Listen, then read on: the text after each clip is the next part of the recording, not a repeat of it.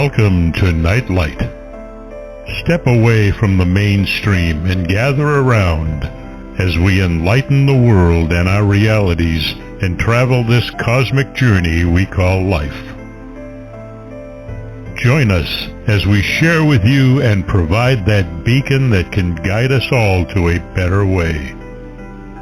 Explore with us as we examine a metaphysical montage of spiritual insights, covering everything from the mundane to the magical, UFOs to unicorns, and everything in between. This is a time of awakening, of sharing and evolving, of spreading our wings and soaring on the cosmic breath of creation.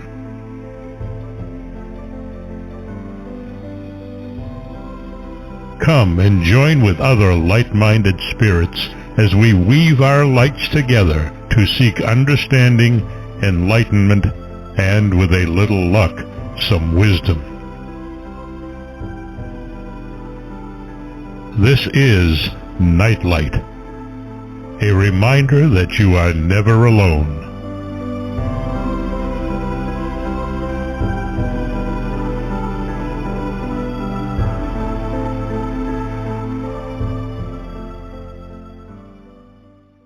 Welcome to Nightlight, everybody. Glad you could join us. This is a special night because Solaris and I have a date with Manly P. Hall on these Sunday nights, and it's always a joy to get together with Solaris and also to delve into Manly P. Hall's amazing book, The Secret Teachings of All Ages. Should be a staple for most of people's libraries who are into metaphysics at all, because he literally covers just about everything, at least from his time frame span. Since, of course, he wrote it, it's been a little over 100 years or so, and lots of other stuff has come up. But every Sunday night, the last Sunday usually of the month, Solaris and I get together and we go into some of his teachings and other works of fascination for the both of us. It's a time where she and I can sit back and take our shoes off and put our feet up and start postulating on the philosophies of the ancients, which is it's always very exciting. And I always learn something when I talk to her, and it always kind of stretches me into new directions. So it's an amazing form of learning and being able to get together with a good friend. So short of that, welcome to the show, Solaris. Well, thank you, Barbara. It's a pleasure to be here with you again, as always, and thank you for the kind words. I always look forward to this. Well, you know, you have so many radio shows that you do. I was so excited when you said that, yeah, it would be fun to do, once a month on Nightlight. It just it tickled me because it almost made me feel like I have arrived because Solaris will do a show on Nightlight. So thank you. I'm flattered. Thank you. Well, I love to be here. It's fun. I love this. This is a blast.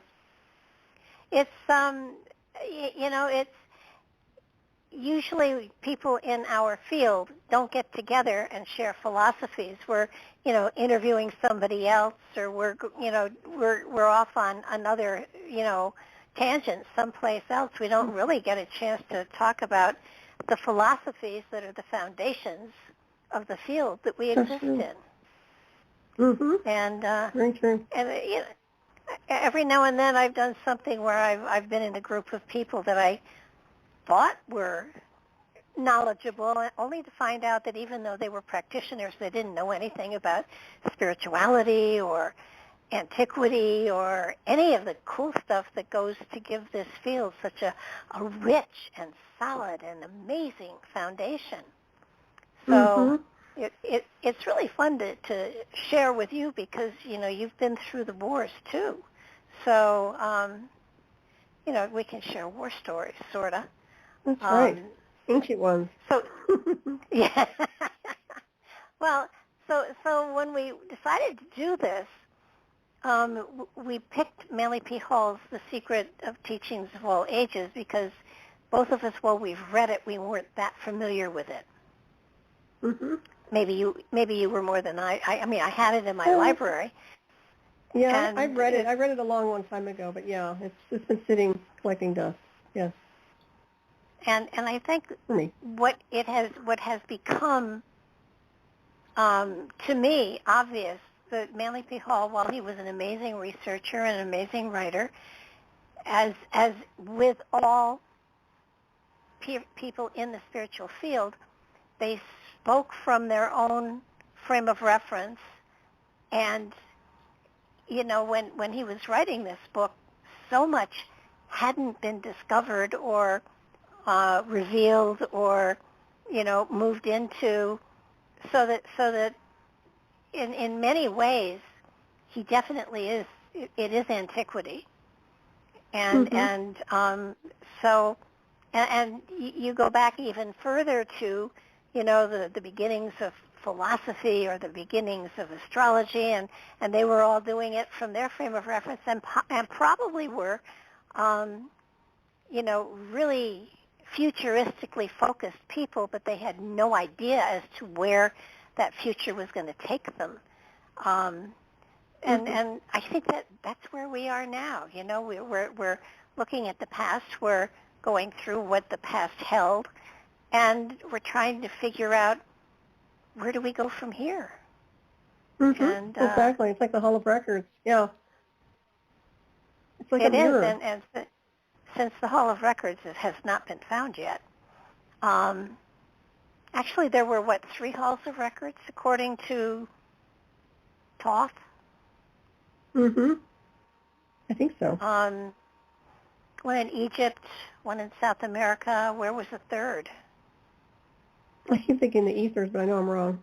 But to me, the ethers are the Hall of Records. I mean, it's what's out there in the Akashic and the Phalai. It seems to be more of the different frequency band and realm. Yeah, I don't think it's actually personally, physically in this dimension. No, I don't.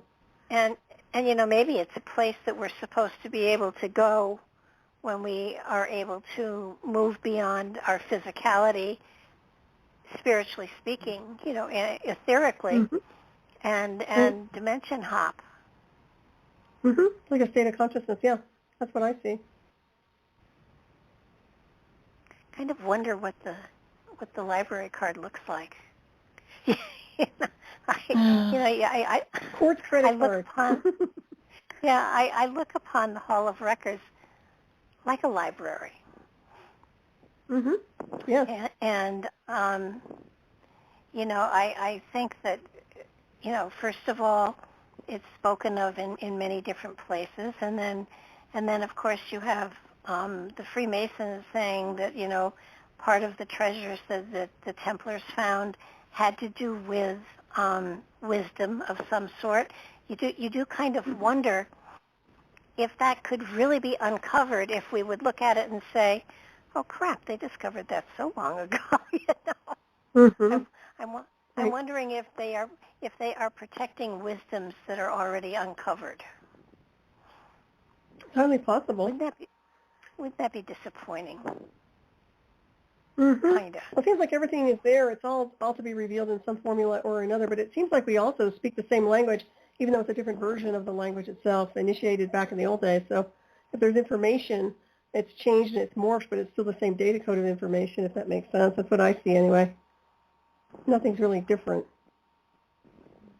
Well, that's true, but what's happening with society, anyhow, is that we are so locked into the techie stuff, we are no longer going into the internal stuff. 200-300 years ago, there wasn't radio and television, so people had the time to sit and look at the stars or to sit and ponder, I don't know, raindrops running down the window pane, or there was a quietude, a sense of being able to get into yourself that just isn't there these days.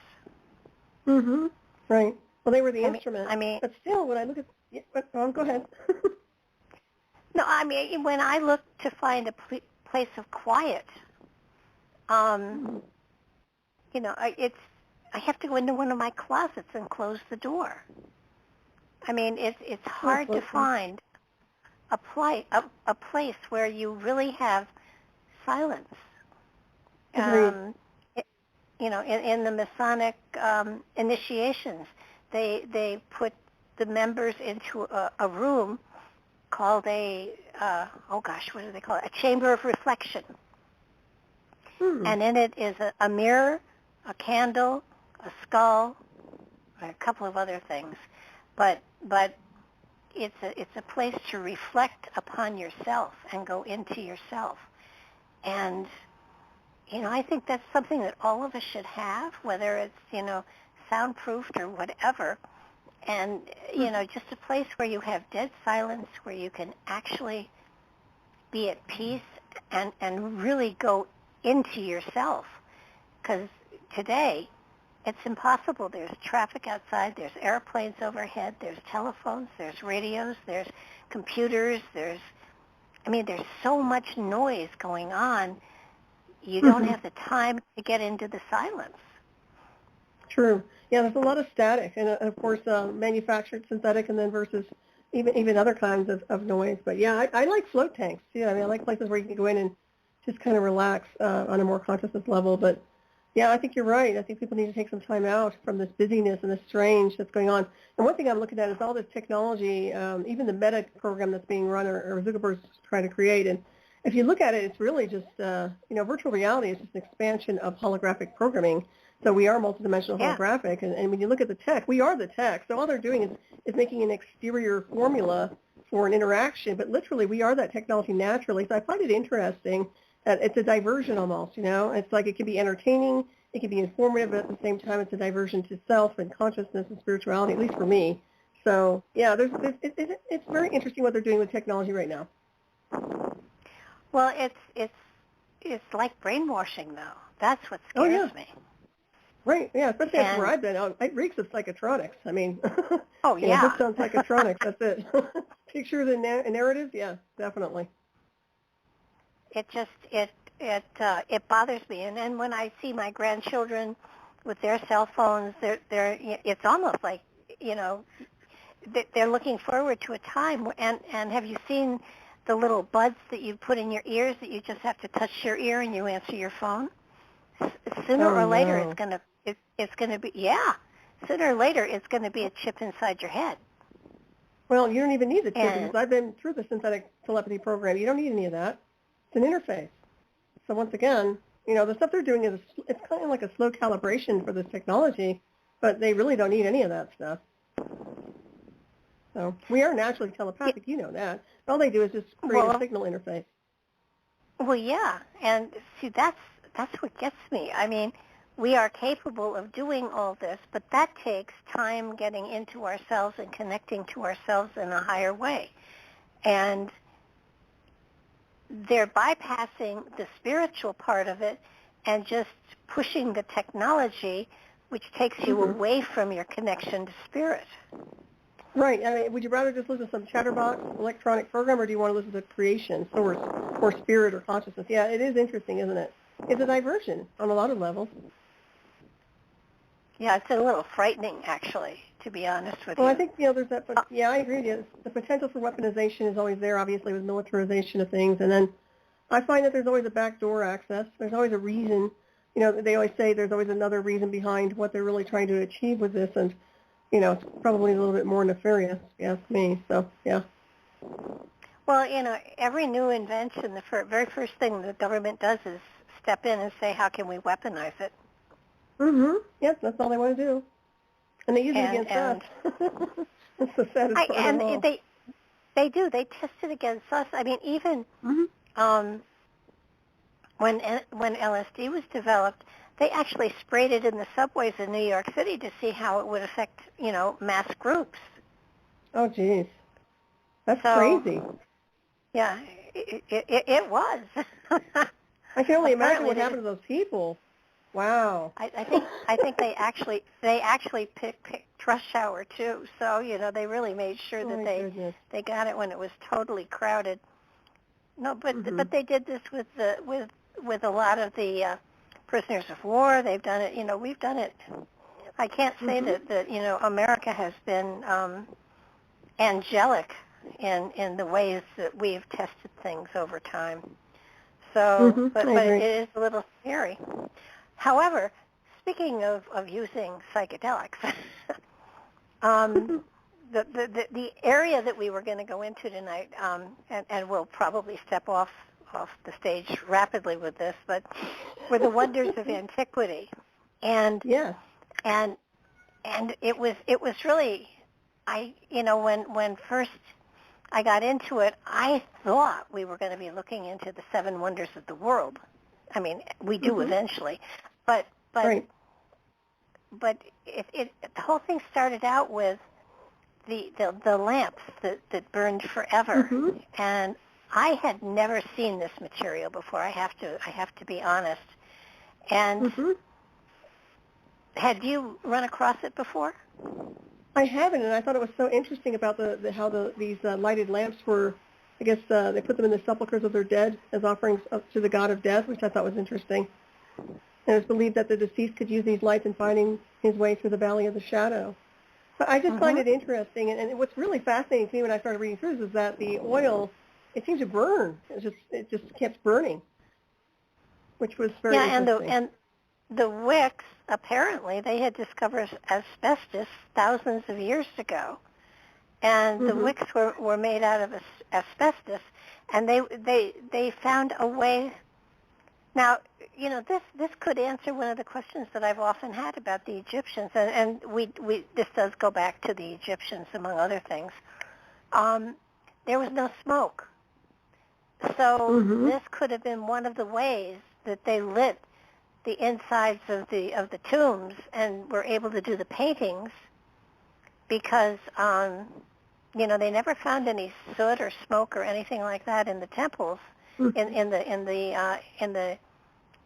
the burial tombs, and yet they were in total darkness. So there had to be a way that there had to be light there for them, and these lights that burned forever. I mean, some of them, burned for like 120 years, and some of them for centuries. And where was it? One of them, when they went in and they saw it and they started to step towards the lamp, there was an animatronic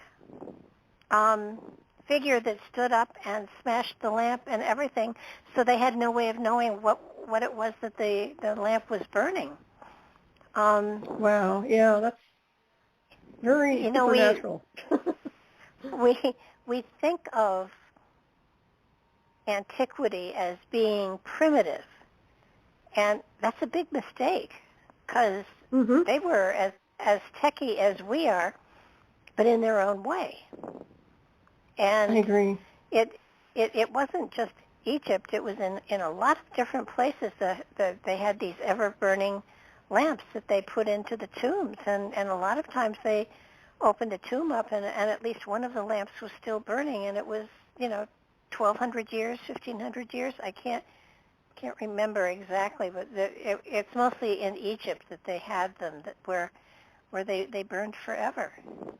Kind of. That's amazing to me. In a way. Can you imagine just being in there and just being in that moment, in that energy, just breathing in that field of energy? There's something very sacred about that. Well, there is, and the thing that gets me, I thought those tombs were airtight, just about. And a flame needs oxygen. I mean, it has to have oxygen to burn. So you do wonder where the oxygen came from, because a lot of these tombs are underground. Most of the ones that had the lamps in them. So how did the oxygen get in? They didn't have vents? I mean, not the underground ones. That's no. Interesting. Because you think they would have vents, even though the way they did the embalming, the corpse itself wouldn't probably smell or anything, but I would think they would have some kind of ventilation there. Or something, maybe an ionization of the atmosphere. Or... So the embalming process was, I forget how long, a month or something like that. And by the time the body was wrapped and mummified, there was no moisture left in the body. So that's why the bodies, are so well prepared, are so well preserved, because all of the moisture was taken out of them. Right. With the exception, they took the brain out too. They took everything out of the body, Organs, and then the heart.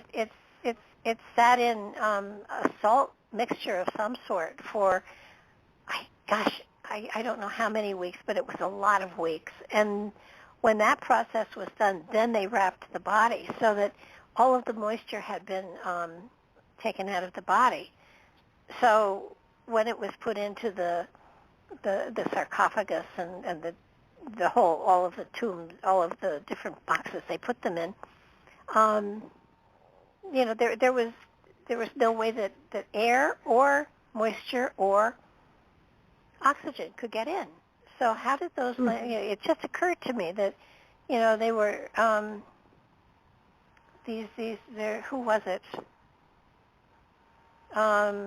There was a tomb that was opened during the papacy of Paul III, and they found a burning lamp that had remained alight for 1,600 years. Amazing. Yeah. That's incredible. I mean, how does that really happen, without some kind of a supernatural force involved?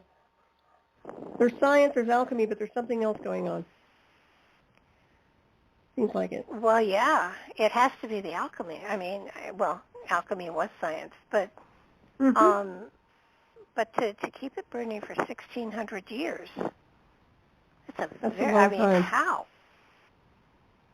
Amazing. And again, flame needs oxygen. It can't burn without oxygen. Right. But in some of these tombs they opened up, there was their smoke did come out of the opening, so that it was definitely, it filled it. It might have killed spiders and it might have killed all sorts of stuff. But you think of the tombs that had that the servants were sealed in, alive, and they suffocated. So what the heck? Of course, we're gonna have to look into this, because the more I think about it, how could those flames have kept burning? But it's something was there keeping them. That's a stretch, but you know what I mean. Caretakers, spirits, who knows? Well, it's one of those things that is so incredible that if it were available today, I mean, think about it. You could have a flame burning in your house forever, and you'd never have to pay an electric bill. Right? Yeah, no kidding. We could use that now. Well, they have it available apparently, right? I don't think so. I don't think they figured out how they did it. I think they sort of figured it out, but I don't think they actually have. It had something to do with sulfur burning. But 1,600 years, 500 years, they found them in a number of different places. So it's something that was apparently available to everybody, and another one of those secrets that's been lost in time. I think one of the other thing that I thought was so fascinating was that they went into the oracles, and I just the more I went into it, the more I kept thinking, okay, so you have psychic readers and you have mediums and you have all of that today, but none to the degree that the one that's most that I know most about would be the Oracle of Delphi. And I hope that's a dog heavy breathing. It is my dog. I'm sorry. He just walks behind me. He's old and breathes heavy, so my apologies. I'll try to mute him. Or mute me. No, no problem. It's not a party line. He was doing fine until I got on the live radio. So Of course. Yeah, that works. Of course. I'm sure you heard the cat but in the background too, right? Oh yeah, no, I have cats that will probably either get into a fight or knock something over. So just be braced. Okay. This is an animal-friendly show. That's right, it is. So the Oracle of Delphi, the things that I have found interesting about all of the oracles, every single one of them that he wrote about, had something to do with hallucinogenics. Right. So that whether they were taking a ceremonial bath of some sort that had a hallucinogenic in it, whether they were chewing on some leaves of some sort that were hallucinogenic, or sitting over a vent that was spewing out smoke that was hallucinogenic. What do you imagine? I mean, you can take any sort of hallucinogenic today, but at that time it was considered holy for somebody to go into trance or be drugged and give information. Today, not so much. But what I found really fascinating was they usually just babbled gibberish, and there were scribes there that took down the gibberish and then interpreted the message. So in reality, it feels to me like it was the scribes that were the psychics or the fortune tellers, or the so that these virgins, being treated like goddesses, were on a trip, and yet Delphi was in business for a very, very long time. And is it, you begin to wonder, was it the suggestion that they were in communication with the gods that was giving them information that answered the problems of the day, or what was it? I mean, I've seen people on trips that can't talk straight. Oh, exactly. I mean, that's just rambling. Yeah. Well, they're trying to process information. But I think you're right. I think even if it's a hallucinogenic, but it sounds like they were breathing in a toxin to some degree. You talk about this vent that they were over, these priestesses. So it seems to me like they were getting poisoned to some extent and then losing consciousness and then rambling on a bunch of data. But you're right insofar as the scribes being able to interpret what really needs to be said, or maybe a message behind the scenes there. But yeah, it's very interesting how they would use something like that to induce enlightenment, so to speak. I mean, bring something forward on that level. But I don't think it's safe in any formula, looking at the way they were doing their ceremony. No, there was a story about one of the caves or of some sort, and apparently some man's animals ventured too close and had very erratic behavior, and then some people, non-trained, of course, went in and came out babbling like idiots as well. And nobody said, Simon the sheep herder came out babbling, but we don't know what he was prophesizing because nobody could understand him. I mean, it really makes one wonder, was this all a ploy to get money from donations from kings and emperors and captains of industry and captains of the army and things like that? Well, it's finally possible. I'm sure there was corruption even back then. Well, they certainly must have known to some degree that what they were dealing with was a toxin of some kind. So you have to look at it on that level.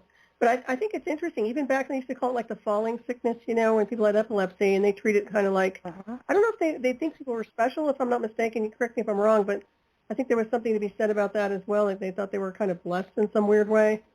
People who had epileptic seizures back in the day, or a seizure comes to mind, but maybe I'm thinking of something else. But it just seems like Native that was Americans. They Native Americans thought they were very special. They took care of them. Mm-hmm. They didn't. Right. They didn't necessarily think that they were messengers of God. They just felt they were very special. Mm-hmm. Right. So they weren't. Well, They weren't. interesting. But it feels like the title of a seer of some sort has come down through time, and while anybody can take a hallucinogenic and think they're seeing the future, and I don't know, maybe they are. I have to say that I've really never had any, so I don't know. And I've never gotten. Well, I have gotten drunk, but I passed out. So I never got to that stage where you were seeing funny things or giggling or anything. I'm a 2-drink, she passes out, step over her type person. Yeah, I don't like drugs. And the thing is, when you're very enhanced in consciousness and your spirituality and your psychic ability, you don't need anything. So you're not interested in taking something that's going to accentuate or even distort it. And in my opinion, I think a lot of drugs do distort the true psychic vision. I mean, it really can create a strange lower astral entity-controlled experience, from my perspective. I agree. Mm-hmm. But it just, they did so well. And, I mean, for some of them, they had to take a bath that had a hallucinogenic in it. And to me, because they were babbling, anything, it took the scribes interpreting it, or scribes or priests, who were really the ones that were tapping into something and making sense out of the babbling, almost as though it wasn't really the oracle. It was the priest who took the words of the oracle and got a message from that were the true seers. I agree with that. Yeah, if you've ever attended, I don't know if you've ever done a seance or anything where there's a medium involved, but usually when there's someone in trance channel, there will be a scribe there to interpret what's going on, because sometimes, the personality has to kind of get out of the way and the medium's just running the energy, but sometimes there's a scribe there to take down all the information. So yeah, I could see it, as you were saying, in correlation to that, certainly. Well, it makes more sense. Somebody has to be Casey. rational. Somebody has to be grounded. Oh, go ahead. Yeah, look at Edgar Casey. He had a secretary that took down everything he said once he took his nap. And that'd be nice. Who was the other one? I think that would be cool to be in that realm, so to speak, observing. Well, and the other one would be the lady that channeled Seth. She had a secretary as well that took down everything she said. So, yeah, I know of a lot. I know of a couple of trance channels who literally, are not there. They don't know what they're saying, and someone else has to. They're either talking into a tape recorder, or they're talking to someone who is transcribing everything.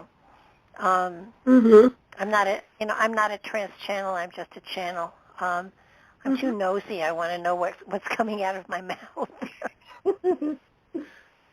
Well, that's good. Yeah. Well, I think it's good to have a don't. scribe there, but nowadays they have a tape recorder, like you were saying. Okay, go ahead. But you channel too, so. I do, but I'm different. I'm like you. I'm a control freak because I've been through covert technology where they've had control. So I'm really kind of weird about staying and maintaining focus and control, overseeing my own design while I'm doing what I do. Well, I would never let myself go. No, I wouldn't either, even though there are times where a good nap would be really nice. it just, to me, I want to be able to take responsibility for everything that comes out of my mouth. Right. And if I'm not there, I can't take responsibility. I would hate to have something be said that upset someone or was so wrong it was incredible. I mean, it's just, but have you noticed that the days of the trance mediums aren't as great as they were 100 years ago? They're not as great. Is that what you said? Yeah. There aren't I agree. around. Yeah, I think they're actually entity controlled nowadays. I don't trust many channels these days, or trance channels. I find that there's too much technology, too much trickster stuff going on where they can be remotely brain hacked and compromised even on a technological level. Then there's the entities which can take over.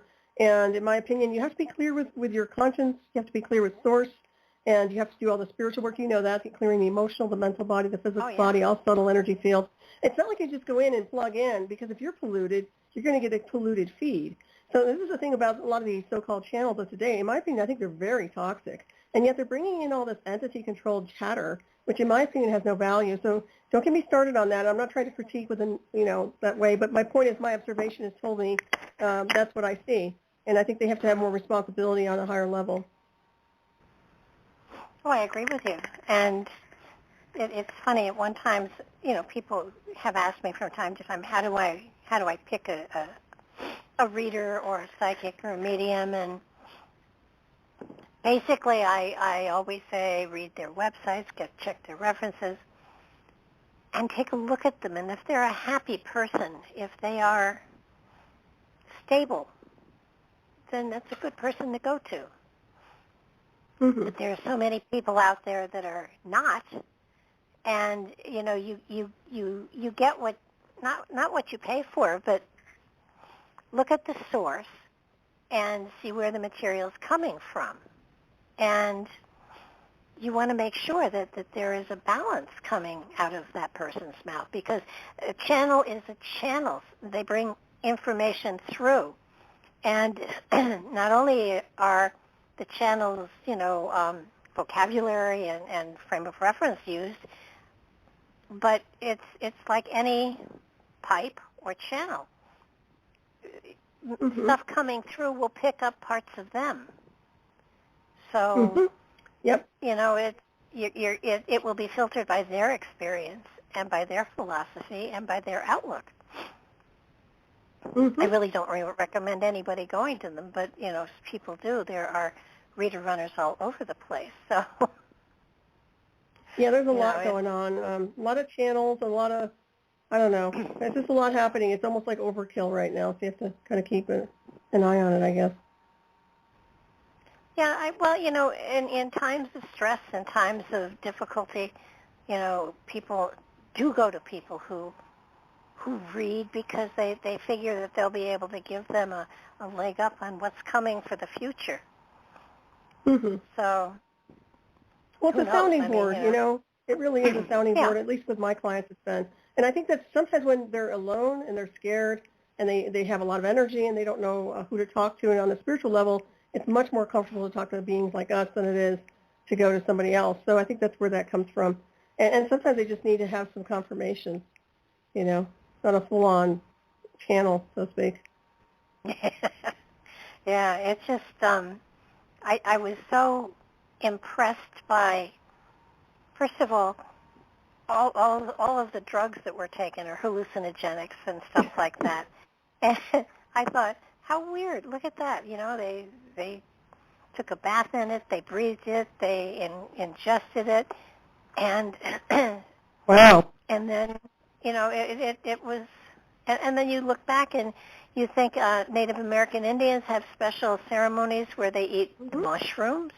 Peyote, and then, yeah. And then over time, of course, you have things like LSD and marijuana. And Ayahuasca. Ayahuasca's a big one. Oh, ayahuasca. Ayahuasca is, I think anybody is crazy to go through that unless they're going through some sort of a spiritual transformation, and they need to have an experience like that. But that is a rough thing to do. I mean, I haven't taken it. Oh I do know people who have, and it's like a neurotoxin, but they are able to alchemically change. And it seems to me like whatever it is that is communicating with them, which they call, I guess, an aspect of the Gaia, the energy of this world, seems to assist them on their journey. So I don't know. It's very interesting. But like I said, some people need that, like you say. And those of us who are wired differently don't need anything. Well, who was it? Josh Gates on at his show. He went through the whole ceremony, and he did the whole thing. He did the cleansing. He refrained from alcohol. He refrained from physical activity. He ate a special diet, and he went into the jungle, and the guy prepared it for him. And he went through, he went through throwing everything up. He went over pain. He went. I mean, it was not pretty. And but he came out of it. You could tell something had happened, that there had been a connection of some sort. There had been something on a spiritual level that happened to him that was profound. Yeah, I agree. I don't think I need profound in my life like that. I think it's a purge, and I kind of wonder, when you're talking about that, the way they're just flushing everything out, but it almost sounds like maybe they've carried on or accumulated a lot of multiple lifetime baggage, and that somehow, some way, this is transmuting it alchemically and purging it from their system and rewiring and aligning them. I mean, I'm just speculating, but it does seem like something very profound does happen with that for these people. And it is very ceremonial, connected to ancient Egypt too, from what I understand. So, even though a lot of the stuff comes from South America, when you stop to think about it, Egypt was never covered with ice, and neither was South America.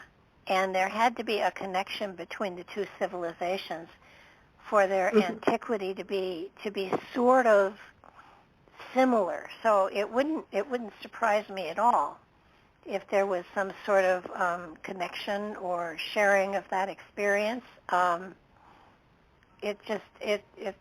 When I first heard about it and read about what the process was and what you had to do to go through before you even got to the ceremony itself, it was so profound that there are people that seek it out. I would bet you money if Aleister Crowley was still alive, he would have wanted to try it. Oh, I'm sure. I wonder, he never did, huh? No, he did. But when he was going through, he was searching for his connection to God, and when he was taking the drugs that he was taking, the opium and I forget what else, but opium for sure. Was it? Okay. It was all legal. He wasn't breaking the law to take these drugs to look for his source, and he actually documented every experience in his diaries. He was looking for something. He was not looking to escape reality. He was looking to find divinity. So, was he strange? Yeah. Was he weird? Absolutely. But he was searching for God, in a weird way. He pushed the envelope, no doubt about that. Yeah. I mean, and the people have bastardized him. Go ahead. Well, they have, and I think unfairly, because he truly was looking for God. Now, he just had the money and was able to do as much as he was doing because he was not rich, but he was supported so that he could do all of these things. I mean, he did a number of amazing things. I forget what mountain it was, but he climbed higher than anybody else had without any of the oxygen or anything like that. His record was only broken within the last 30 years. That's incredible. Yeah. Yeah, he was, and well, he was strange. Let's face it, he was strange. But yeah, he did some interesting things. You have to ask when they leave this world. I hope it helps them out. I don't know. Their ceremonies, etc. I don't think he was evil. I think he was unique. I mean, it's like Blavatsky. Right. Very unique. So, it's people that have had the ability to seek God, spirit, whatever you want to call it, but that's what they're looking for, and in their process, they have interesting philosophies that they've shared with the world. I mean, Blavatsky wrote some huge books that are hard to get through, but her philosophies are interesting. Do I buy them? Not really, but she wrote them and they're published, and of course, it's many years after her death, but she's quite popular. Oh, she is. Yeah, it's food for thought. I mean, bottom line is, when I was younger, I would read anything on spirit, consciousness, occultism. She was on the top of the list. Just anything, just get my hands on books. And it seems like you just go through everything and you use what works for you or what resonates at your spiritual consciousness level. At least that does for me. But I don't think there's any such thing as a really bad book. I think you can take something positive from everything, for the most part. I could be wrong, but... Well, no, I think I look in everything that I read. I look for something I can resonate to. I had a friend who took a look at all the books that I've read and was horrified that thought I adhered to everything, and I just looked at them and I said, you can't think that I believe all of this. Every now and then there's something that just resonates, that just a bell goes off, and it's like, okay, that makes sense to me, but for the most part, and the highlighter comes out. Yeah. At least it does for me. Oh, absolutely, and it's sort of like, there is something of value. It's like every person you meet has something to teach you, and it doesn't matter if they're bagging your groceries or if they're a philosopher that is famous. I mean, there's always something in every conversation that will resonate to you that you'll file away and say, I'm going to use that somewhere. That was a good one. And, it's exciting. And like me, you get to interview tons and tons and tons of amazing people. I tell people this radio show is my PhD program. I get a chance to pick the people who have written books that fascinate me, and I get them on the show, and they tutor me for 2 hours, and I would never be able to afford to pay them for 2 hours of tutoring. Yep. But I get the benefit. I read the book. It's awesome. I mean, it is. It's the best job in the world. It's a digital think tank. Yeah, it's great. It is. And when you stop and think about it today, especially, there are no book signings or things like that going on, so that the only place authors have to put their work out there is on podcasts. So, I'm grateful to the pandemic. I am too. I'm grateful for you too. I mean, you're out there also opening up the door for that, so that's a wonderful thing to do. Keeping that communication, that education going. Good thing. Well, you do the same thing. Come on, and you do it, on KCOR and Freedom Slips, and I love talking to people. I love education. I'm really big on learning too. So, for me, it's just wonderful to communicate with like-minded beings. And sometimes we're different, but it's so nice to just share information. Share a different field of information. Really nice. Yeah, I've done some books on topics that I never thought I would have. I remember when first I got Mark Stavish, I had his book, and it was called Egregore. And I had no idea what it was about. Mm-hmm. And he was kind enough to educate me, but I had never heard of an egregore. Have you heard of them? I mean, it's just a term that I never had heard. Mm-hmm. No. But you read that book, right? Oh, yeah. Yeah, after I read the book, I kind of knew what I was talking about. And then, he explained it, and it was like, holy mackerel. Diet Coke is an egregore. I put so much enthusiasm into it, and I am so focused on it when I run out of it, I give the Diet Coke power over me to a certain extent. Oh, you're talking about an entity. Okay, never mind. That's what you're talking about, like a, I want to say tulpa, but I'm not right. Thought form manifestation? Well, an egregore is an energy that the more input you put into it, and religion is an egregore. Yeah, like a tulpa. So, that's the same thing. Yeah, and what happens is after enough is put into it, it actually can break free and become an entity unto itself and not utilize the worship of the others, of the masses. Long time ago, was it Star Trek?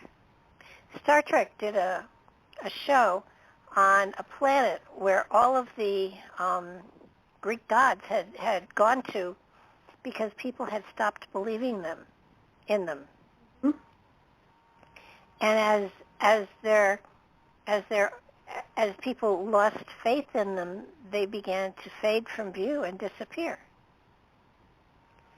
Right. And so that they were into creating fear so people would worship them so that they would be able to stay alive. That makes sense. And wow, I think I remember that episode. Was that with Apollo or no? Yeah, I think so. It was a good episode. Yeah, no, it was really, really good, and it exactly explains what egregores are, Yeah. You put that enough makes sense. belief Yeah, it's like a tulpa, yeah. You manifest the form. But the thing is, if it's just one of the things that's a manifestation of consciousness, and eventually it will dissipate. I would think anyway. Who knows? You have to, only if you stop believing in it. Well, if then you people have to still change their believe in belief systems. And we're in for a big ride then because look at all the belief systems, right? Well, I think you're absolutely right. I think that we are in for a heck of a ride, and some of the entities or organizations that are out there that we have allowed to become controlling of us are wanting to take greater control of humanity than humanity wants to give it, and it's sort of like we're at a place where we've not paid attention to what we've done, and now it's how do we pull our attention back and away from, so that we can destroy or sort of diffuse the power that these entities that we've created have on us. Right. So that's a very good question. Well, I think the consciousness controls the perimeter. So depending on what their belief systems are, as we were talking about, is what's going to define our atmospheric conditions. But yeah, how do you get rid of all that? I would say through frequency, higher states of consciousness, and disengaging and deprogramming. That's probably part of it. But when you look at apparently HAARP is so powerful now that it has control, so that depending on the frequency it puts out, it can control humanity. I think there's something worse than HAARP out there. There's a lot of other devices they have that are much more powerful than that. But yeah, the idea behind that is controlling the mass collective and their brainwave activity. And once they have control over the brainwaves and are redirecting their state of consciousness, they can create all kinds of things connected to what you were talking about with the egregores. So yeah. Well, they can create mass hallucinations. I mean, sure. Yeah, that's Project Bluebeam on steroids. Yeah. Who was it? It was some scientist who said that the next thing we had to watch out for was holographic holographic attack from outer space. In other words, we create the red flag with holographs, Oh, and yeah, yet UFO invasion. Mm-hmm. Yeah, Project Blue Beam. Well, it's not that one, but yeah, something like that. it was somebody They're really trying famous. to do Now, that. Yeah, I know who you're talking about, yeah, Cheryl Rosen, or the other guy, her boss. I think the boss.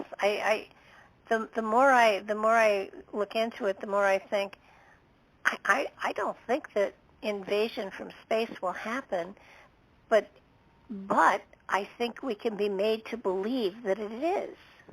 Right, PSYOP. Yeah, absolutely. Yeah. Well, I think that's what they have up their sleeves to some degree, depending on how complacent people are. But we will know. Beings like us will know in a heartbeat. It's just the other people that won't know. Yeah, and there's so many of them that not that we're unique, because I mean, there are a lot of people like us out there. It's just that we're not in a group. If you put us all together on an island, we'd probably figure out a way to create a barrier so we weren't influenced by the rest of the world. We'd probably be off planet. Yeah, exactly. But no, it does appear that humanity as a whole is in for an incredible ride, and yet we're catching stuff. We're sometimes it takes 5 or 6 years for us to catch on to what is actually going on, but it's still happening, and it's kind of like somebody said to me, "How can you be so calm?" And I said, something, whatever is going on has gone on before. This is a repeat performance of something that may have happened thousands of years ago or whatever, but humanity has gone through this kind of a cycle before, and humanity will survive it. And it may go back to the Stone Age and start again. It may go back to single cells, but humanity will survive. Our whole culture may not. Yeah, I think it's going to go into singularity myself. Yeah. It could be. I think there's a reason that people like you and like me and a lot of others are here on the planet at this point in time, because it to me is saying there is massive change coming, and there's a need for anchors. And a long time ago I talked about light body energy, and everybody picked up the term and they started using it, and it's not the light body energy they're talking about is not the light body energy that I was talking about. And I basically, it to me, the light body energy that I was talking about happened at creation. And at some point before all of the souls were released and scattered throughout the universe to take on the journeys that they had to be on, there was, and I'm really making it sound common, but there was a call for volunteers, and there was a whole bunch of spirits that were hanging around the water cooler not paying attention, and when there was dead silence, suddenly we looked up, and those light body energies those were the ones that volunteered to bring light body energy into the incarnation. So they provide the anchors to stabilize humanity as the change is going on. Now, they have a spiritual, most people have a spirit in them, and they have a mission for this lifetime, and they have to carry out that mission. Those who have light body energy that they brought in with them, because normally the light body energy is on the other side as a gatekeeper, so to speak, so that on passing, your light body energy and your physical energy, your spirit, meet together and become one. That's where the symbol for prayers, for the hands coming together, it's becoming whole once again in spirit. But those who have light body energy have that in them as well this lifetime, and not only are they focused on whatever the mission of the spirit is for this evolution, but they have the mission of the light body energy to create an anchor within humanity to help to stabilize the shift that is about to take place. Mhm. That makes sense. Mhm. That made sense to me, and Oh yeah. you know, then suddenly everybody was talking about light bodies, and I thought, oh, that's not what I meant. But Well, it has a lot to do with where you've been trained, what you know, your own spirit, you know that. And then I have noticed, I'm talking about recently, like the past 15, 20 years, I've noticed that the whole New Age community is in a different arena connected to light body and ascension. So I can't say, I mean, it's unfortunate because people do hijack the words and they kind of reinvent it. But yeah, I mean, it is what it is. But I like yours. I like your information. And it is interesting about that, you say the anchoring aspect of it. I see it like a tether between worlds. So very, very interesting. Yeah. Anchor, bridge, Yeah. whatever you want to call it. Right, yeah. And I see that. And it makes sense to me. It makes sense that, you know, there has to be common sense and peace in the chaos that is coming. And Agreed. that's what my light body energied people are. And, you know, I mean, and the number I came up with was 144,000, and I don't know if that's accurate or not, but it feels right. It feels as though... I got that number before too, but that comes from other things. But yes, I think that's very right on. And somebody said, well, there aren't a lot of light body energies around me, and I said, well, they're not supposed to be. I mean, if all the light body energy people were together, they'd leave the planet. So that's the whole idea. Come on, we're waiting. Oh. Yeah. But the thought is, you know how I am. I'm driving the ship, okay? Yeah. So go ahead. But the thought is that you put a spark of light in the darkness to provide a night light for people to find the way. And it's not that you're leading the way, you're providing light for them to find their own way. And that's where the big difference is, you know. Not here to teach you or save you, here to show you what light is so you find it for yourself and get on with your trip. Right. Doesn't that sound like those little lights they leave in the temples then? Yeah, it does. Like we were discussing originally. Yeah. That's why the name of the show is Nightlight. It's I love Nightlight. I love it. Yeah. Great. You know, and people, when I named the show Nightlight, they said, that's a stupid name, and it's appropriate. That? Oh, I love it. The first thing, I loved it. I thought it was fabulous. Well, let's see, the show started in 2009, so, wow, and congratulations. It's been a while. It's been a long time. Yeah. So, you know, it's kind of like, I think that there are a lot of things going on in the world today, and I do think that a lot of people are struggling and looking for how to find stability within their own life, because during these times, that's all you can hope for. Find stability and, you know, radiate peace.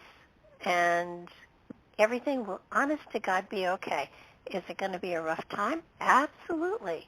Are you going to run out of toilet paper? Maybe. But that's why everybody should have a bidet. But, yeah, you know, it's definitely.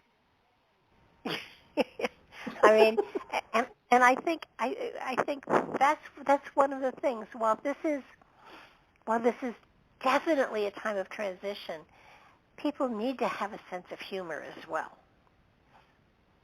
Oh, because of course. You know, laughter is probably one of the greatest tools to the confusion that you can have. And if you utilize, you know, your sense of humor, if you you know, have your feet firmly planted and you just are watching something, you know, the whole philosophy, reality, the whole thing, you can't, you know, I've said in a number of places that humanity is going through a birthing process. It's a transformational process. It's ascension. It's a ton of stuff. But you know, you birthing hurts.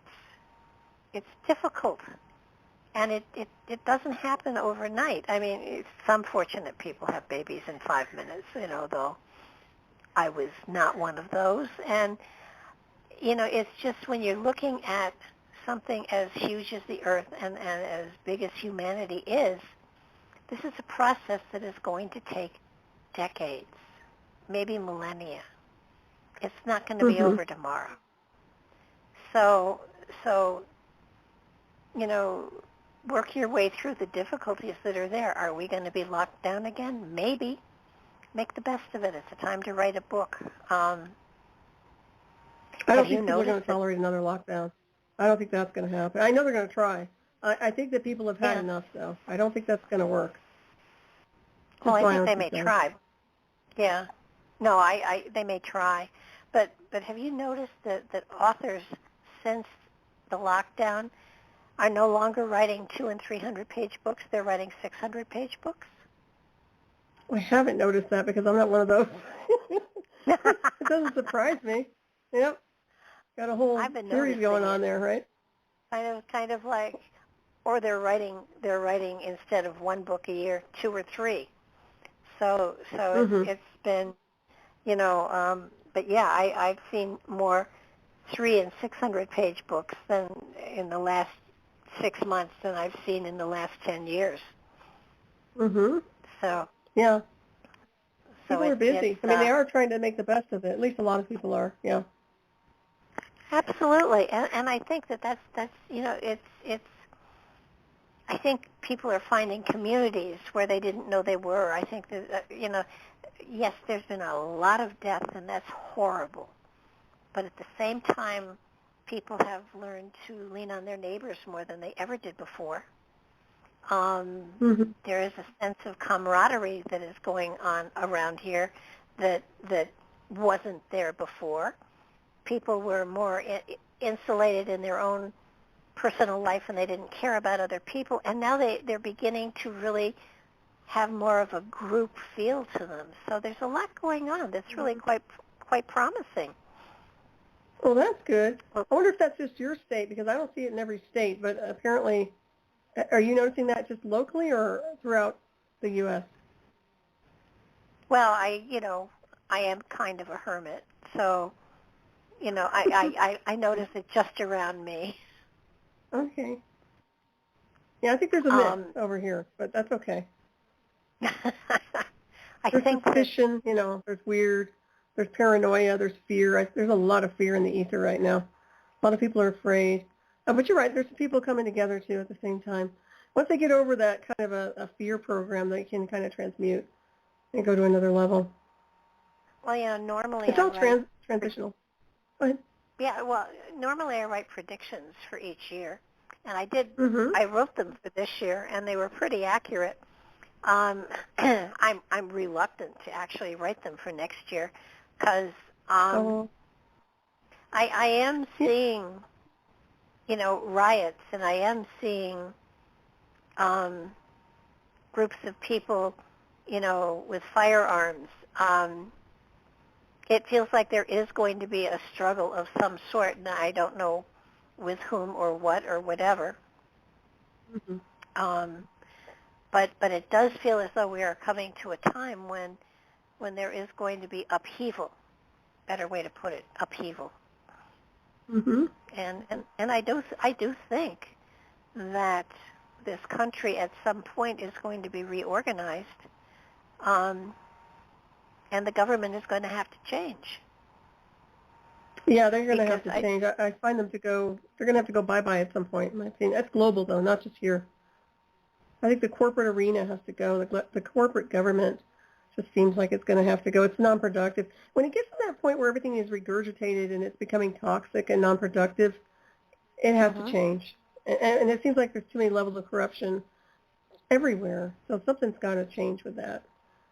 In order for everybody to evolve and make a jump, it's got to go. I know when we were looking at portions of our government to find the truth for things, and then found that the corruption was in those parts of the government we were looking to for to right the wrongs, and realized that they were corrupt as well. It's kind of like how far does the corruption go? And when you get to the point where it's at the grassroots, it's like, okay, then, you know, the founders of this country in the Constitution, I think, they wrote that, you know, if this doesn't work, abolish it and write something better. Yeah, that's the bottomless pit when it comes down to corruption right now. But yeah, this is not what our founding fathers wanted. I don't think they did. I'm pretty sure they didn't want this, but freedom is a big deal. Freedom of everything. Freedom of speech, freedom of thought, freedom of consciousness, freedom of everything, you know. Creating a republic was not an easy thing. And, you know, it's not a democracy. It's a republic. And yeah, they keep calling it a democracy, yeah. And it's, to me, I can see them having to shift around and reorder the states. I keep seeing the boundaries of the states changing and possibly, you know, merging some and merging a lot. And, you know, I agree. You know, and I keep seeing the boundaries changing and shifting and changing and shifting. And the kind of government we have right now doesn't allow for that. But you know, the states are independent entities, and they can make choices and do things. And it's going to be, I think, in the next couple of years, we're going to see a lot of shifting around of stuff. It's going to be very fascinating to watch. Yeah, I've looked at a split in the U.S. too. Yeah, because it's oil and water. It's not working right now. Something's got to change. Definitely. Well, you know, we had the North and South going at it at one point. And I think that we will have, you know, states that are gathered together because they have a common focus, whether it's agriculture, whether it's industry or whatever. And you know, I've thought for a long time that the party system was going to have to go. But I'm not sure how it's going to go. And it's, you know, you see these things and you really want to see immediate gratification for it, but this is something that's going to go, gosh, for decades, I think, before it actually all implodes and then reconstructs itself. Yeah, I don't think it's going to last that long. I see it coming down pretty quick, like in the next few years. But that's me. I don't think we're going to be able to hold the fort here. This is going to have to implode sooner than like 6 or 7 years from now. I don't see that. I don't see this country surviving it if we don't get it in order.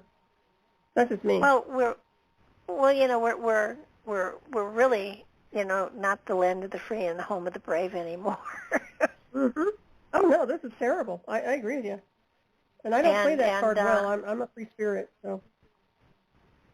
I mean, I have ancestors that fought in the Revolutionary War, and so do I. You know, I am not going to pick. Yeah, I'm not going to pick up arms, but I will use words as a weapon for sure. And you know. Did you come over on the Mayflower? Did I ask you that?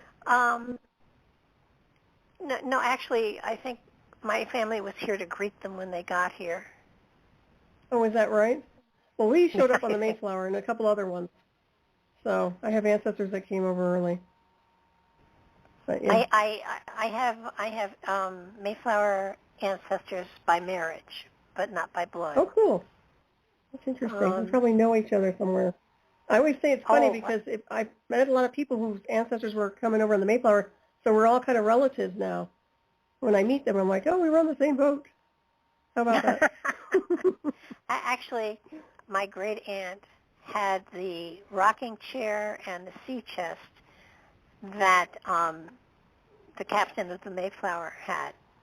And when we went to visit her house, she had those damn little brass stanchions around a lot of her furniture with the velvet ropes on them.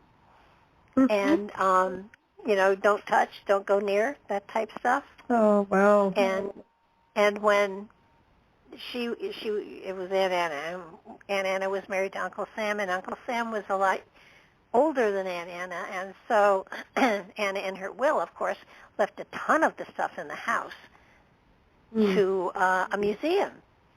But Anna croaked before Sam did, and the day after she died, literally, the museum was at the door and took half the furniture in the house out.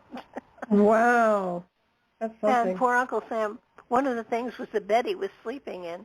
So they had a whole list, and they were there. They wanted to make sure that they got the stuff she had left them. Oh, my goodness. It was really funny. Well, as long as it goes to a museum, I think that's nice. Yeah. No, it was nice of her, but I think she should have made a provision that, to wait till Sam croaked if she went before him. Yeah, that would have been appropriate. I agree. Sometimes they have private investors, though. The museums take all this stuff, and then they sell it to private investors. I hope that didn't happen. No, I don't think so. It's in Massachusetts. Yeah. I'm pretty sure it's in a museum somewhere. But I want to get back to the spiritual stuff because I think that we're seeing a lot of people investigating and looking into and wondering how do they get involved in it and talking about all of these prophets and their profits. I think it gives people the impression that only certain people can do prophecy, and the reality is all of us can do prophecy.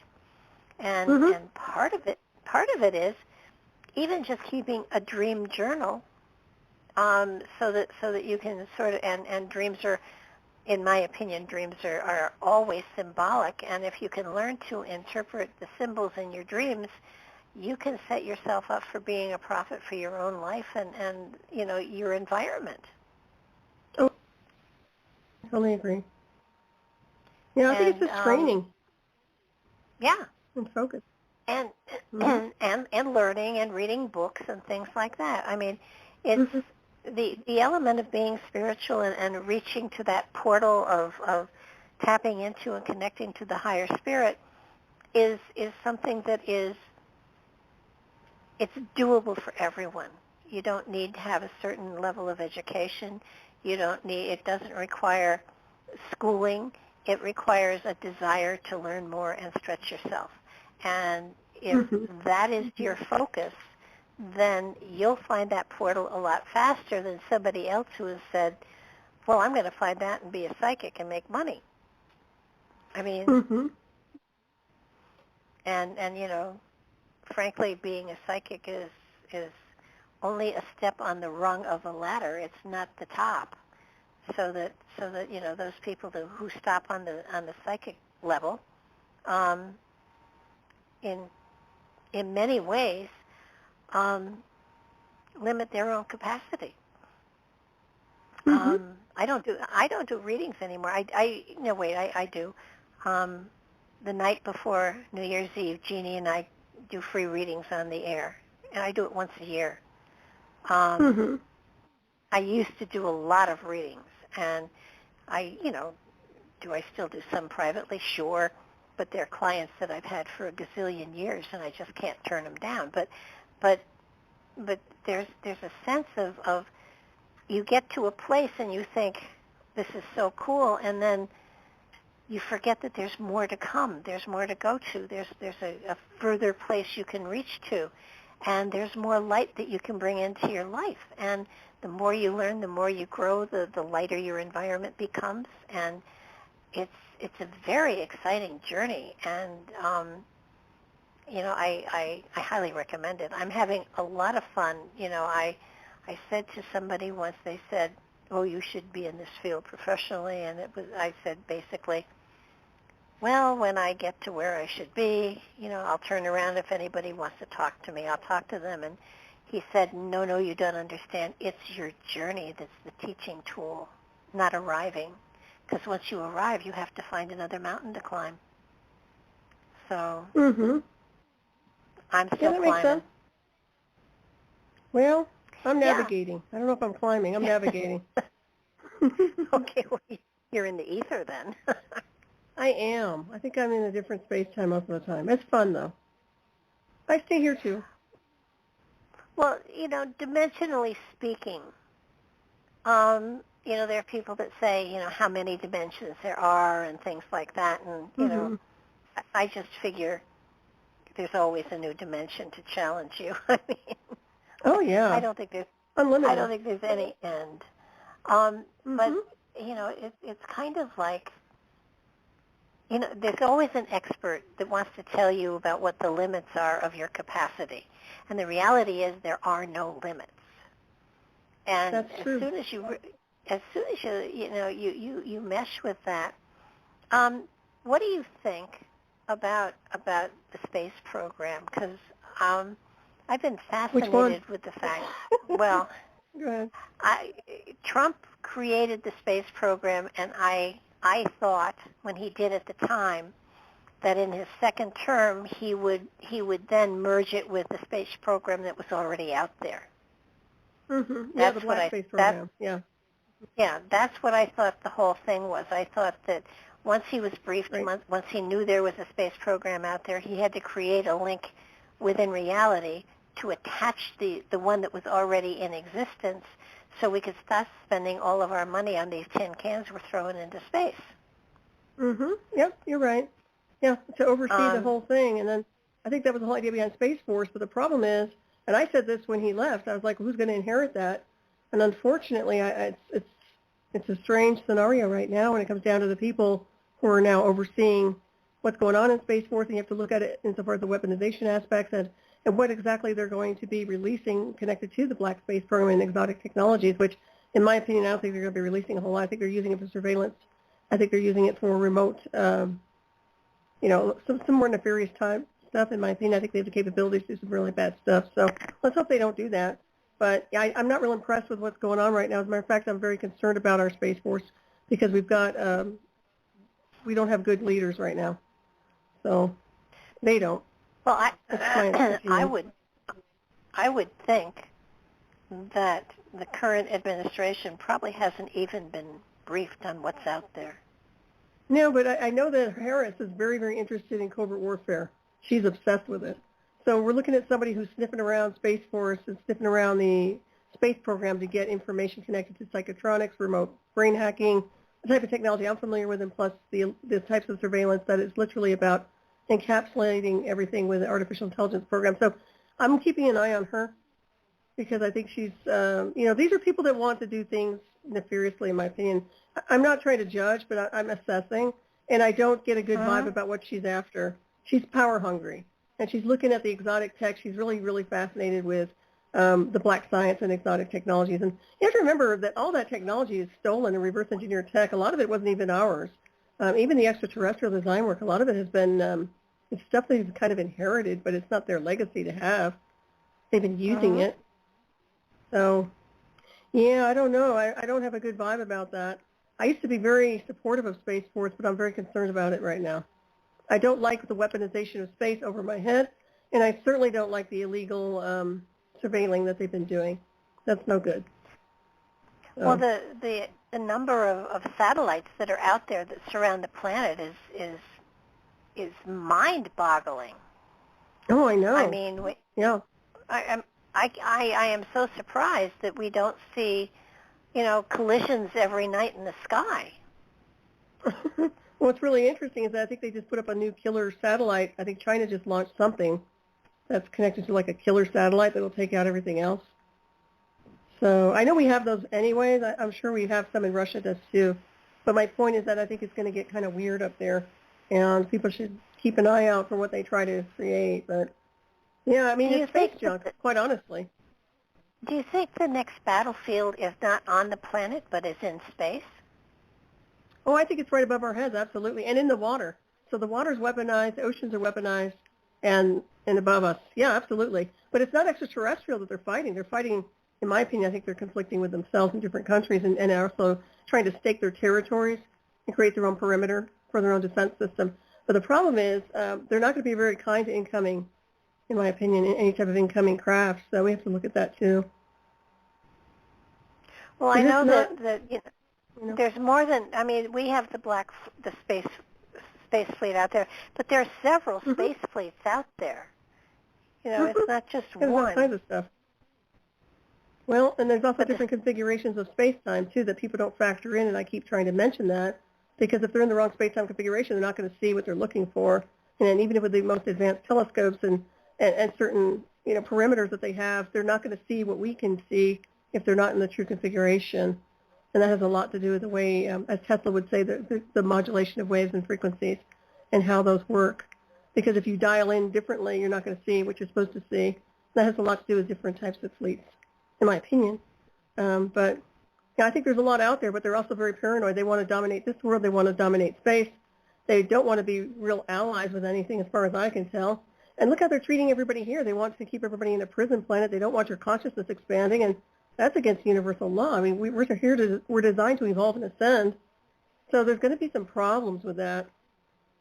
I wish they had more ethics. I don't think they do. No. I think that I think that they are a complete. Whoever are the puppet masters, I think what gets me is that our government thinks that they are at the top of the feeding chain, and they're not. Mm-hmm. And then you have like Big Pharma and all of the other guys, and they think they're at the top of the food chain, and they're not. Mm-hmm. And then there's I think the hierarchy is I don't know how many more levels there are. There are probably a gazillion of them. But when it comes to the consciousness of the people on this planet, there are whole bunches of them that think that they're the big guns, and they're not. They're just being manipulated like crazy. And we're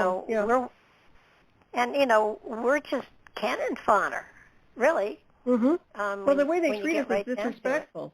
Yeah, and I've always said, since we're descendants of the visitors, whether people acknowledge it or not, that's okay, but we are descendants of the visitors, our cosmic intelligence, our cosmic design, and the fact that they treat us the same way they would treat an extraterrestrial is really about a national threat or a threat to national security. It's that same thing where they want to look down on everybody and think that they're the 1%, they're the ones that have it all under control, they're going to dominate the world, they're going to create the agenda, and it looks like they're extremely powerful, but they're very corrupt. But you're right, these people are nothing to the off-world intelligence or the off-world species, and there are other levels of consciousness in different space-time that these people aren't even accessing.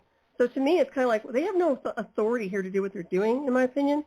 And what they're doing right now is detrimental to everybody here as a life form and even the animal kingdom. So I'm looking at a very different scale of consciousness and like, this has got to change yesterday. And it will. But this is what bothers me, this whole exploration thing of this they're obsessed with space right now.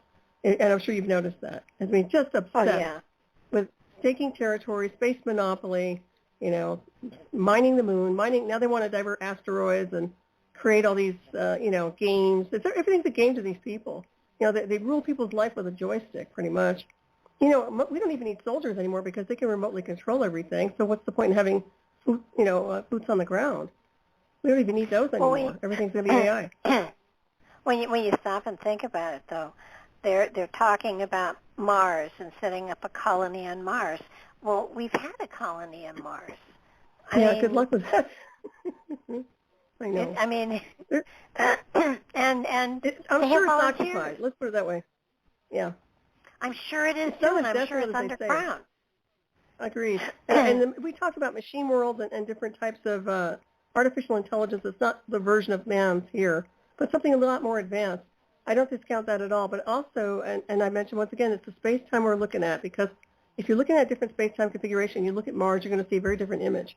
But if you change the configuration, you're going to see something else, like an occupied place. And my point is that they're not looking in the right space-time. And I've tried to point this out to these imbeciles that think they're wonderful PhDs and their space programs and science, and they're very arrogant and obviously wouldn't listen to me. But my point is that I know I'm right. I swear to you I know I'm right.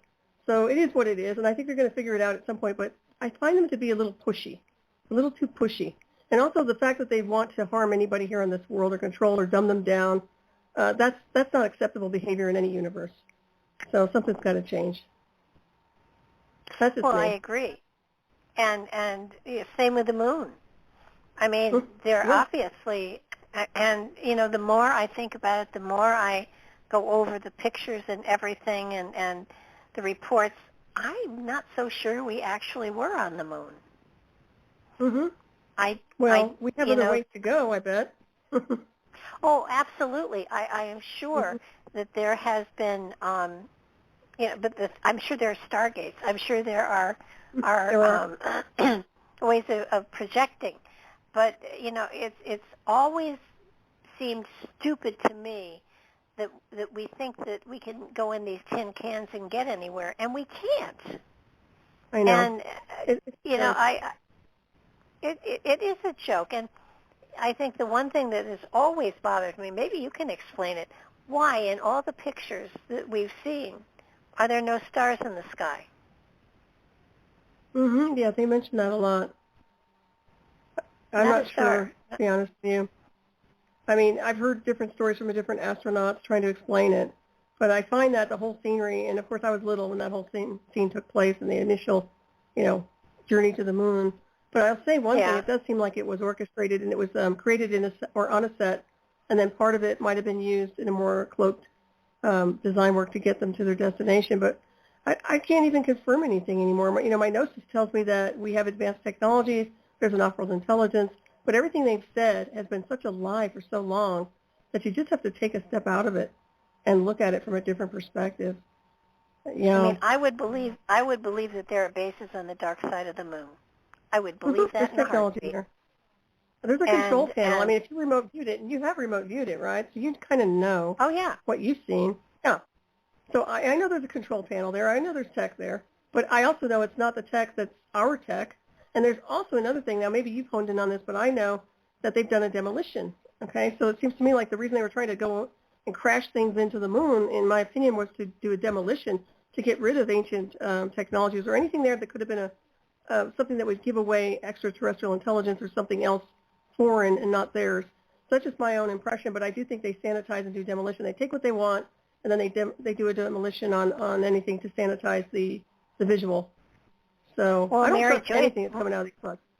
Okay. Mary Joyce on her website, Skyships Over Cashiers, said that there were plans to nuke the moon, and they obviously there were places there that they wanted to destroy, and I believe it. And because you can, and one of the fascinating things that came up when I was talking to her a few weeks ago, she's done a lot of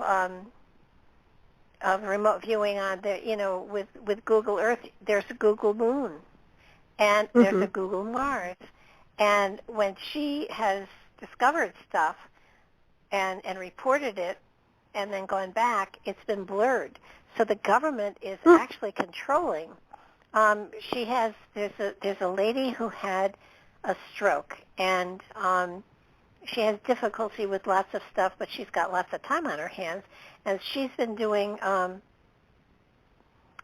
scanning of Antarctica and has found the remains of civilization there. The ice is melting, and I saw some of the pictures, and it's definitely the outlines of buildings and all sorts of stuff.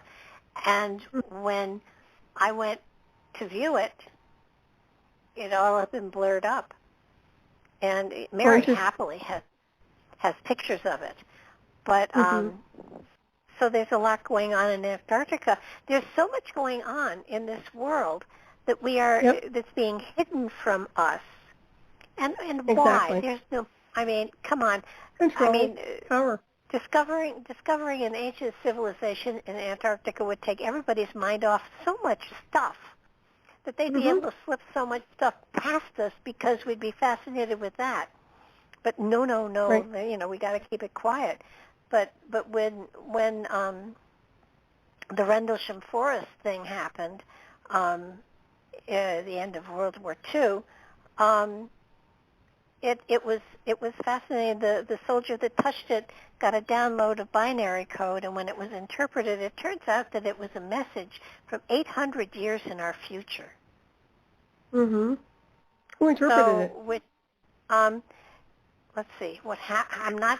Somebody actually identified the notes and said, "Look, that's binary code," and they sent it to someone who could translate it. And among other things, it had the latitude and longitude of a lot of the sacred sites in this country, in the world. It had something about the investigation of humanity, and it turned out it was 800. The date sent was 800 years in our future. So, and the what would I call it? The drone. It was a big drone. It was a drone from the future. It was. He described it. Penderson. Yeah. Can't remember his last name. I know who you're talking about. I had him on the show, and he said it was just the most amazing thing, and he had that notebook with the binary code in it for decades before somebody took a look at it and said, "That's binary code." That's interesting. You're right about the drone thing too, because that's something they would send over machines versus something else. So that's pretty accurate. Yeah. Machines are a lot more. I don't know. It's just a lot easier to send something like that versus something else. Same thing with us. A lot more we durable. should be in space with machines, in my opinion, not with people, not with astronauts, not with physical astronauts. It's a lot. They're more of a liability. If you use artificial intelligence, it's a lot easier. I don't understand their problem, but. Well, I think they don't want the machines to turn on us and decide that they don't need us anymore. Well, it depends on the programmer, though. But they do have sentient machines. I mean, symbiotic intelligence off planet. So, but those are advanced, and they're not part of this global government or their military, so they don't have access to them. They're never going to be able to get access to those. I know that. I know it sounds like fantasy, but it's really not. I'm telling you, that's something that I think they're very worried about. I think they're trying to build their AI to compete with what's off planet. They're not going to be able to do it. Good luck. Well, I think they're trying to also convert us to AI, forms of AI.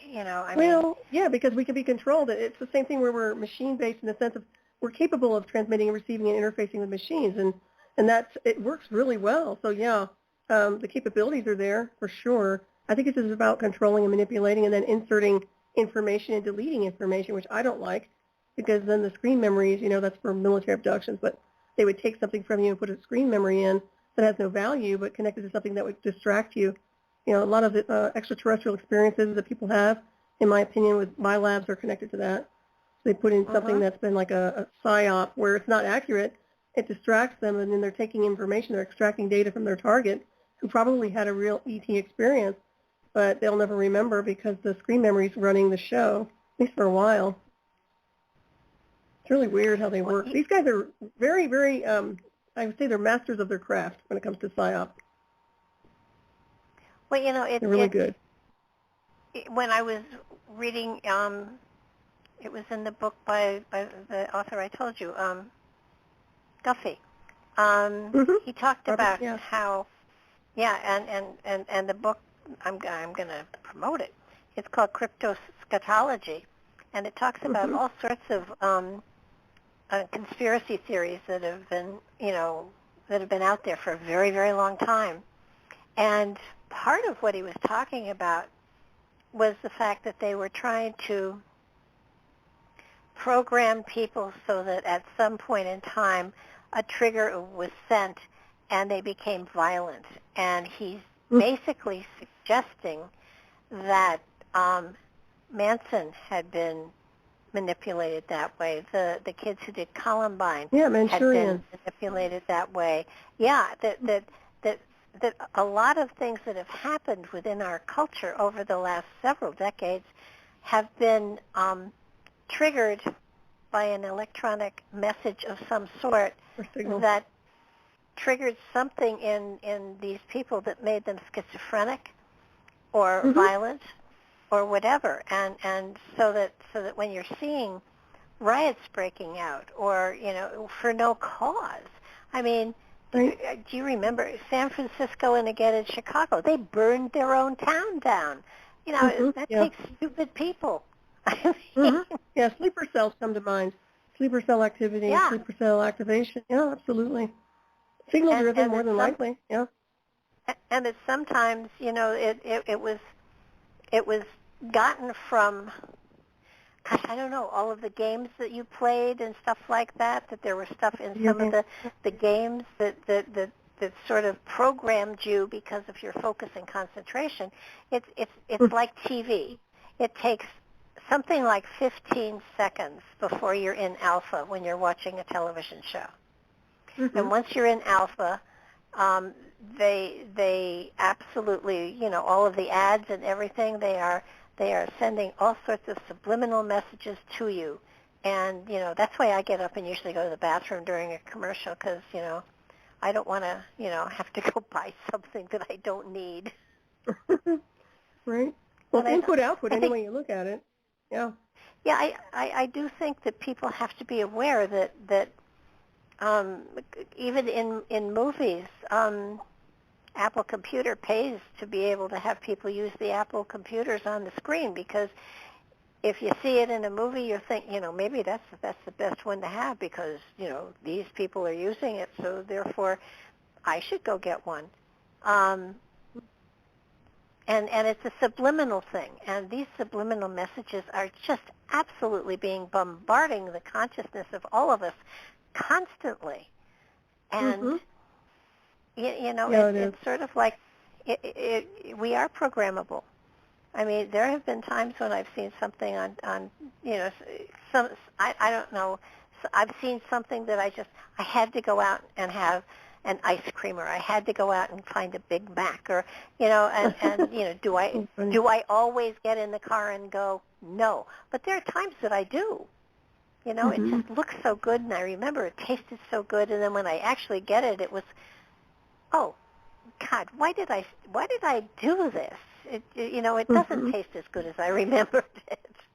That's funny. So, I think people should be aware of all of the programming that we're going through, even in a pandemic. I mean, when the pandemic hit, people got confined to their homes. They watched more TV than they ever had before, and they played more video games, and they were on their cell phones more, and it forced us to subject ourselves to the programming that in many ways is going to impact our lives without our even knowing it.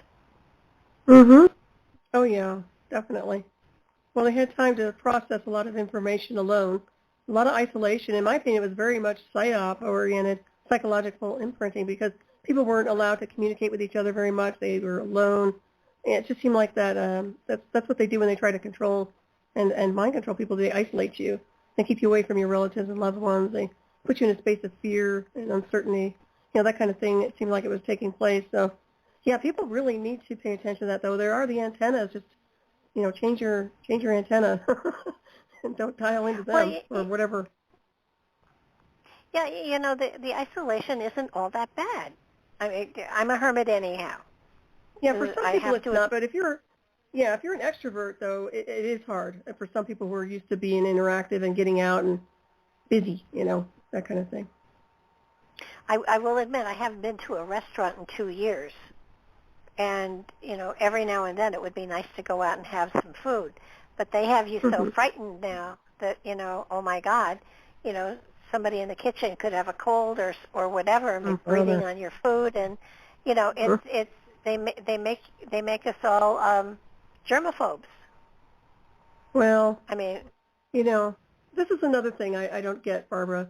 Why isn't it that they're not using frequency medicine, frequency healing? So even in the theory of a virus or a psi virus, we all know about ultraviolet and stuff, or even specific frequencies that are used to remove viruses or transmute alchemically. We have frequencies that can take care of everything. Why they're not using it on a biosphere level is beyond me. But this is what I mean. We have the solution to the equation, yet they're going this route instead of doing something on a more productive scale. So, that's just my take on it. If it were me in control, I would be deploying frequencies. If it was something very, very dangerous out there for people that they shouldn't inhale. Well, absolutely. And, I think germ warfare has not worked because it hit the entire planet. And, it's a great weapon if it's not going to get turned on you, but apparently it turned on everybody. Yeah. So, I mean, China even, up their people can have 3 children now instead of 1. So their population must have been decimated. Yeah. Mm-hmm. So it's a lot of it's people have sort of transferred like, out. Yeah. no, it just, you look at that, but it creates fear, and you see yourself hesitating to do things because it's going to be a big crowd, or do I really want to be in a crowd? And it No, does you don't want to be in a crowd. change your behavior. No, Mm-hmm. and I never liked crowds before all this. So yeah. Well, You heard now that they have know, these things with needles now too. They're starting to drug people and prick them in bars, and I guess at a concert. Be very, very careful that people. Yes. Be aware. That Situational awareness. that concert where the 14 people were killed. One of the policemen got pricked with something. Right. Yeah, that's scary. That's very scary. It's really unbelievable that this is the day and age we're in. So be very watchful, everybody. Don't let anybody get close to you. Unfortunate, isn't it? As a martial artist, I don't like people closing in on me because I'm kind of trained to counter them, so they should stay away. But for most people, they don't have that kind of situation awareness. They let people get way too close to them. Never want people. Well, I know people that have canceled plans to travel for Thanksgiving because they don't know if it's going to be a stewardess flying the plane or an actual pilot. I mean, right? Yeah. They're scaring people like crazy. Well, they're also giving them an ultimatum between mandating the vaccine. In my opinion, is not a good idea because you're losing a lot of good personnel everywhere. That's causing a big problem. I mean, in my opinion, I think if you want it, get it. If you don't want it, don't get it. But this whole idea behind mandating and forcing people, not okay. I think that it should be a choice. So I think that's what the problem is too. You're shorthanded, or they're shorthanded. People are resigning in droves. So that's not going to be good if it keeps on. Yeah. I mean, and then people don't trust the vaccine. I don't trust the vaccine. I don't trust anything like that. No.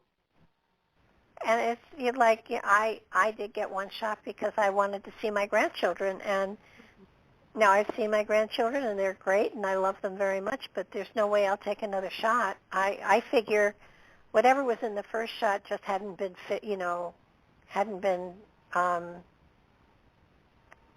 perfected. Maybe you got a placebo. That'd be good. I probably think I did. I may have just gotten the saline, and because I didn't have any reaction or anything. Yeah, I'm all for it. And somebody said that my energy probably just burned it up, which could be. I think so too. I think psychics can definitely transmute it. Absolutely. And energy workers, yes. So, it's kind of like, okay, I live in the same town my grandchildren live in, and if I have to, I'll put a mask on if I have to, but there's no way I'm going to get anything more put in my body. My body is very happy the way it is. And the boosters are like every time you turn around, they want to give everybody an injection every 3 months. I'm like, what is this garbage? No, I don't think that's a good idea. And that's why I say frequency medicine would be fine. And honestly, it reminds me of War of the Worlds, because if you follow the War of the Worlds, it's always about this virus that eventually kills the extraterrestrial, right? Yeah, cold, common cold. Right, but think about it. It's like this. The weaponized flu, it's kind of like a common cold that's weaponized, but my point is that we are the extraterrestrials. And in a sense, we're getting poisoned by a virus or a pseudovirus. I just call it War of the Worlds because that's what rings when it comes down to this whole thing that's been going on for so long. They're dragging it out, and I tell you, I'm very action-oriented. I do not like this. I don't. I can write and I can do things on the internet, but I'm very active. I like to train, and I like to, even at my age, I just like to get out, and it's just, no, I don't really care for what's happened. Yeah, no, I don't either. But it's kind of like I'm so caught up with the radio show that I'm reading a book a week. Oh, that's great. You're doing a great job. My routine is basically the same. I've been retired for a long time anyhow, so that there was no job that suffered or anything. So, but I look at people that like my son, who's a lawyer, and his wife is a lawyer as well, and they have kids in school, and it's got to be difficult for them. Oh, sure, yeah. But it's kind of everyone has a cross to bear, so to speak, and it depends on how you handle dealing with it. And it, rather than being defeated by it, I think it makes great sense to combat it and make your life better because of it. Mm-hmm. So yeah, transmute the scene. I mean, that's what you do. Oh, you talk about alchemy and transmutation, but I think a lot of it has to do with transmuting the timeline and just taking everything from a lower to a higher level and do as guided the way it works for you. Now, not to accommodate everything else that they're trying to create. Do what works for you on the timeline at this point.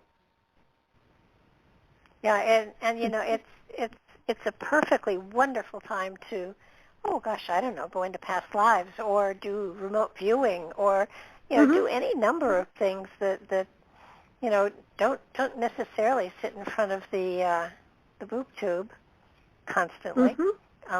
Right. And I stopped watching the news because I got so disgusted by it.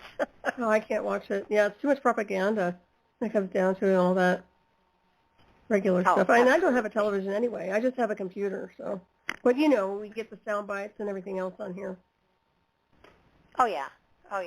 You're and it's terrible. What did I find? I found a charming cartoon for anybody who owns pets. It's called Housebroken. Just charming. That sounds it's cute. on YouTube. It is darling. It's a bunch of dogs and cats that get together and they have a therapy session once a week. Oh, how cute! I'm gonna have to check it out. I like things like that. It's on YouTube, and it's really quite charming. But there are wonderful things out there, and I think it behooves us to find joy and find peace and find tranquility in these times, and you can do it. And it's also a great time to start checking into those things that you've always said you wanted to do but never had the time. Trust me, you got the time. So, I'm seriously thinking of getting a keyboard and learning how to play the piano. I've been saying for years that I wanted to learn to play the piano. So, I mean, well, why don't you? Learning a foreign, well, I figure it's Christmas. I'll let my son give me one. That'd be nice. I play by ear. Yeah, I can play keyboard, but I'm not trained in that. I'm trained playing the flute, but I can play the keyboard. I like it. Wow. Yeah. You probably be able to as well because you're psychic, and I don't know if you've had other lifetimes or you're able to access the way I can, but you can probably play. Naturally. By ear. I swear my hands have played the piano in other lifetimes. Now, I've done crocheting and needlepoint, and I've done painting, and I've done all sorts of intricate work with my hands, but it feels like I should be playing a piano. You should then, So and the frequencies are probably necessary, so. Vibration. I no recitals or anything, but if I can play some of the Christmas carols, I'll be happy. That'll be fun. Well, definitely get one. Put that out there in the ether for Santa to show up with one. Absolutely. But, I think, I'm grateful to Manly P. Hall for starting us out on all of this. Oh, I know. Me too.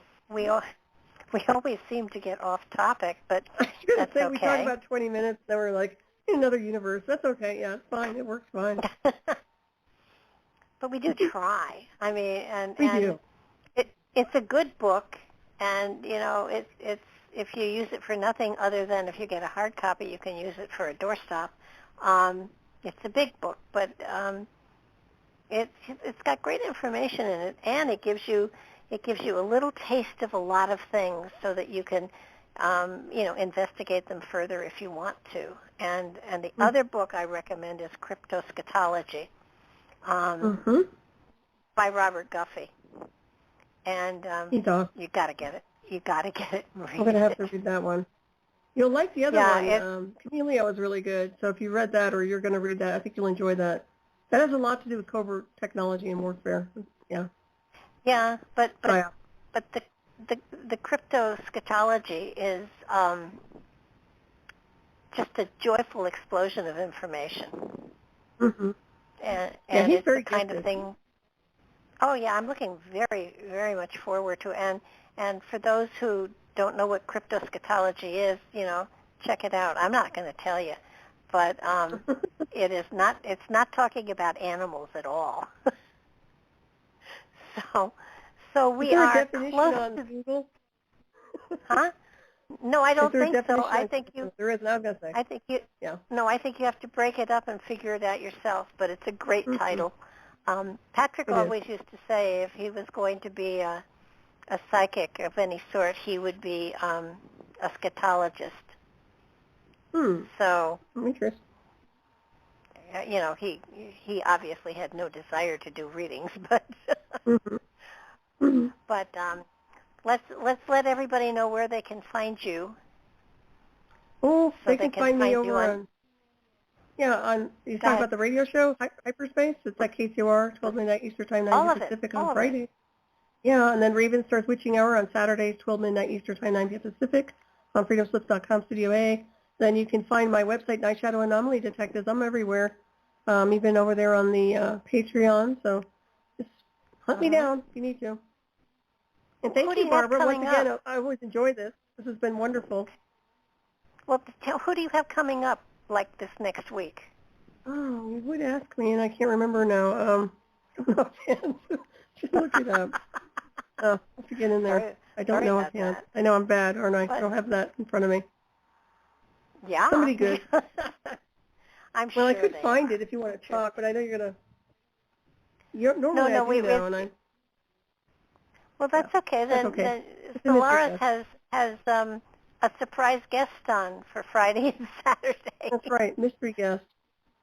And everybody should join her to see who the heck she's going to be talking to. That's and, right. be as amazed as she is. I'm telling you, I must be getting old. I have everything on a schedule, I just don't have it in front of me, so. I know that. And we will be here the last Sunday of the month, and we're going to be talking about the mysteries of the apocalypse, which should be fascinating. Yeah. Mm-hmm. And timely. Yes, we will do our homework. You do yours, and see if we can't figure out just exactly what's going to happen before we get off topic. Yeah, exactly. But thank you so much for being with me tonight, and we will pick this up again in a couple of weeks because it's not that far to the end of the month. Well, thank you, Barbara. Always a pleasure. Thank you. Thank you, everybody. And good night. All right. Good night now. And everybody, please make sure you check this out on YouTube.